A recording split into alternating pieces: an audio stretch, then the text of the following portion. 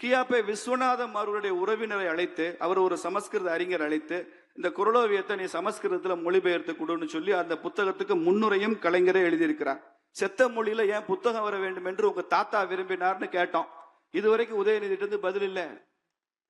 உதயநிதி என்ற பெயர் இருக்கும் வரை சமஸ்கிருதம் எப்படி செத்த மொழியா இருக்க முடியும்பா? உதயநிதி என்ற பெயரே சமஸ்கிருதம் தானேன்னு சொன்னோம்.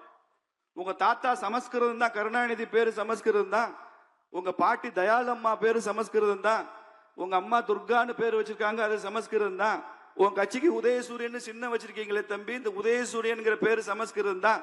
எங்க இயக்கம் சுயமரியாதை இயக்கம்னு சொல்றீங்களே, சுயமரியாதையும் சமஸ்கிருதம் தான் சொல்றோம். அவங்களுக்கு எல்லாவற்றையும் ஒழித்து விடுவது இது என்ன பழக்கம்னு தெரியல.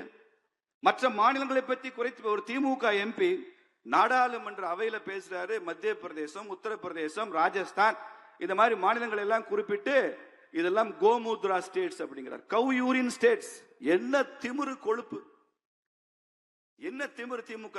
இதுவரைக்கும் திமுக அந்த அமைச்சரை அந்த எம்பியை கண்டிச்சிருக்காங்களா? நடவடிக்கை எடுத்திருக்காங்களா? இதான் நீங்க கேட்கிற மாநில சுயாட்சியா? ஜிஎஸ்டி மீட்டிங்ல போய் பிடிஆர் பழனிவேல் தியாகராஜன் பினான்ஸ் மினிஸ்டரா இருக்கிறப்போ ஜிஎஸ்டி மீட்டிங்ல சொல்றாரு, தமிழ்நாட்டுக்கு ஒரு ஓட்டு, கோவாவுக்கும் ஒரு ஓட்டான்னு கேட்கிறார். இதுதான் மாநில சுயாட்சியா? மாநிலங்களுடைய சைஸை வச்சுக்கிட்டு அதை முடிவு செய்வீங்களா? எல்லா வகையிலும் இந்த நாட்டுடைய ஒருமைப்பாட்டுக்கு எதிரான கட்சி.